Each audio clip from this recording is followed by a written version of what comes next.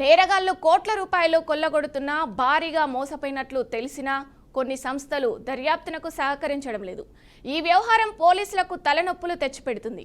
మరోవైపు ఇది నేరగాళ్లు మరిన్ని దోపిడీలకు పాల్పడేందుకు ఆస్కారం ఇస్తుంది.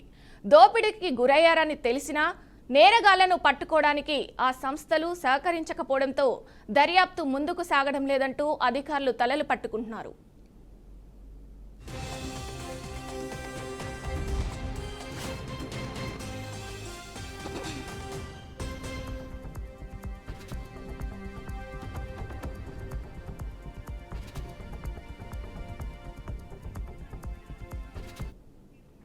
ఓ ప్రముఖ ఈ-కామర్స్ సంస్థ కోట్ల రూపాయలలో మోసానికి గురైంది. ఎవరైనా ఆన్లైన్లో వస్తువులు కొనుగోలు చేస్తే వారి ఇళ్లకు వాటిని ఆ సంస్థ పంపిస్తుంటుంది. ఇలా సరుకులు డెలివరీ ఆ కంపెనీ మరో సంస్థతో ఒప్పందం చేసుకుంటుంది. డెలివరీ చేసే ఇళ్ల దూరాన్ని బట్టి ఆ ఖర్చును చెల్లిస్తుంటుంది. ఒకవేళ డెలివరీకి వెళ్లిన సమయంలో కొనుగోలుదారు అందుబాటులో లేకపోయినా మరే కారణమైనా అందుకైన ఖర్చు మాత్రం ఈ-కామర్స్ సంస్థ చెల్లించాల్సింది. దీని ఆసరాగా చేసుకొని కొందరు కేటుగాళ్లు అమెరికాలో సరుకు డెలివరీకి వెళ్లకుండానే వెళ్లినట్లు తప్పుడు ఆధారాలు సృష్టించారు. హైదరాబాద్ కాల్ సెంటర్లో పనిచేస్తున్న ఆ సంస్థ ఉద్యోగులు ఇందుకు సహకరించారు. ప్రతిఫలంగా వచ్చిన డబ్బును అంతా పంచుకున్నారు. కొన్నేళ్లుగా జరుగుతున్న ఈ మోసంతో ఆ సంస్థ కోట్ల రూపాయల్లో నష్టపోగా ఎట్టకేలకు విషయం బయటపడడంతో ఈ ఏడాది జనవరిలో సైబర్ సెక్యూరిటీ బ్యూరోను ఆశ్రయించింది. ఆ సంస్థ ప్రతినిధుల ఫిర్యాదు ఆధారంగా హైదరాబాద్ కాల్ సెంటర్లో పనిచేస్తున్న 22 మందిపై కేసు నమోదు చేశారు. అయితే దర్యాప్తు జరపాలంటే అసలు నేరం అమెరికాలో జరిగింది. అక్కడికి వెళ్లి దర్యాప్తు చేసే పరిస్థితి లేదు.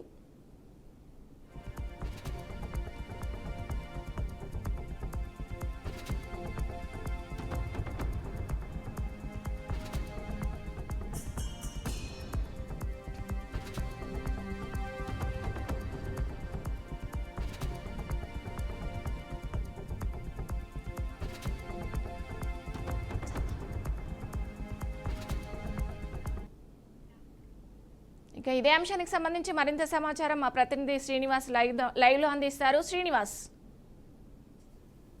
రోజుకు ఆన్లైన్ లో మోసాలు అయితే వెలుగులోకి వచ్చినటువంటి పరిస్థితి. ప్రధానంగా చూసుకున్నట్లయితే ఆన్లైన్ బెట్టింగ్ కావచ్చు, ఆన్లైన్ లో జరుగుతున్నటువంటి సరుకుల రవాణా దాని మీద కూడా అనేక సంస్థలు ఒప్పందం కుదుర్చుకొని కొన్ని వ్యాపార సంస్థలతో ఆన్లైన్ లో వివిధ రాష్ట్రాల వివిధ దేశాల నుంచి వివిధ ప్రాంతాలకు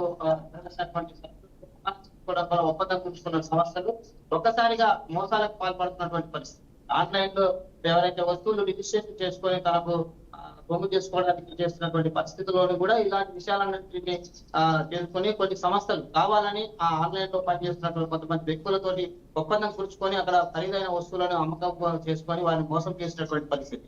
ఇలాంటి విషయాలకు సంబంధించి నేర విభాగానికి సంబంధించినటువంటి పోలీసు అధికారులకు ఫిర్యాదు చేసినా ఇప్పటి వరకు వాటిపై దర్యాప్తు చేసిన దాఖలాలు లేవు. ఈ విషయానికి సంబంధించి ఉన్నతాధికారులకు పదే ఫిర్యాదు చేసినా కూడా ఎవరు పట్టించుకున్నటువంటి దాఖలాలు లేవు. ఆన్లైన్ వ్యవస్థలోని ఆన్లైన్ సంబంధించినటువంటి విషయాలలో చేయడానికి వివిధ రాష్ట్రాలలో వివిధ దేశాల్లో సంస్థలకు సంబంధించినటువంటి రిజిస్ట్రేషన్ పత్రాలు ఉంటున్నాయి. అక్కడికి పోవడానికి దానికి సంబంధించినటువంటి వ్యవహారాలు చేయడానికి ఈ రాష్ట్రంలో ఉన్నట్టు కానీ వివిధ రాష్ట్రాల్లో ఉన్నటువంటి సంబంధించిన పోలీస్ విభాగం పనిచేయకపోవడం ఇక్కడ ఉన్న వారికి ఒక్కసారిగా ఇబ్బంది అవుతున్నటువంటి పరిస్థితి.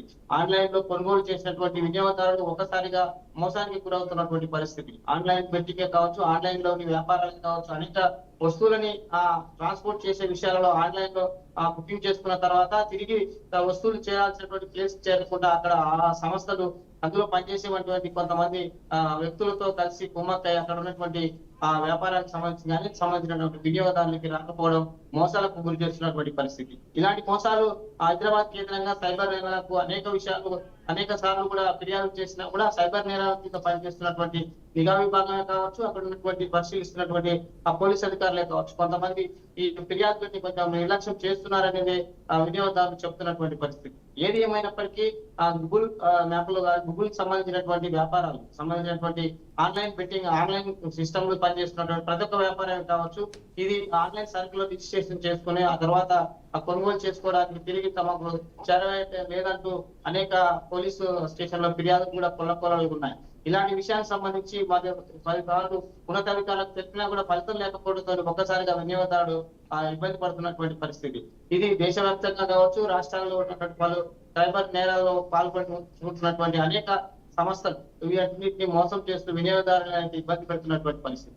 ఇలాంటి మోసాలు బెట్టింగ్లకు సంబంధించే కాకుండా ఇలాంటి ఆన్లైన్ వస్తువుల విక్రయాలకు సంబంధించిన విషయాలలో ఇప్పటికైనా జాగ్రత్తలు తీసుకొని పూర్తిగా వినియోగదారునికి ఇబ్బంది కలగకుండా చూడాలనేది ఫిర్యాదుదారులు పదే పదే ఉన్నతాధికారులకు చెప్తున్నటువంటి పరిస్థితి. ఇది ఆన్లైన్ బెట్టింగ్ వ్యవహారంలో జరుగుతున్నటువంటి మోసాలకు సంబంధించిన తాజా సమాచారం.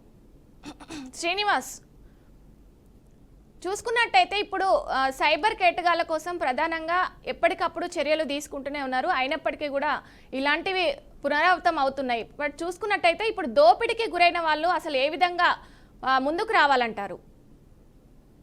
సైబర్ క్రైమ్ సంబంధించి ప్రతిసారి జరుగుతుంటుంది. ఆన్లైన్ లో మనీ ట్రాన్సాక్షన్ కావచ్చు, ఆన్లైన్ లో వస్తువులకు తదితర వ్యవహారాలు కాలంగా పలు సంస్థలు అగ్రిమెంట్లతో జరుగుతున్నాయి. కానీ అక్కడ కొంతమంది ఆ సంస్థలో పనిచేస్తున్న వ్యక్తులు ఆ సంస్థను మోసం చేయడం కొరకు జరుగుతున్నటువంటి కుట్రలో భాగంగానే ఇలాంటి కొన్ని సంస్థలకు కొంతమంది పనిచేసే వ్యక్తుల ద్వారా ఇదంతా క్రైమ్ జరుగుతుంది. ఈ ఆన్లైన్ బెట్టింగ్, ఆన్లైన్ క్రైమ్ సంబంధించి చూసుకున్నట్లయితే, వస్తువులు రవాణాకు సంబంధించి చూసినట్లయితే ఇవన్నిటికీ కొన్ని సంస్థలు అందులో పనిచేస్తున్న వ్యక్తులు ఈ వైద్య నేరాల కింద పనిచేస్తున్నారు అనేది సైబర్ క్రైమ్ సంబంధించినటువంటి డిపార్ట్మెంట్ వారు గతంలో కూడా చెప్పారు.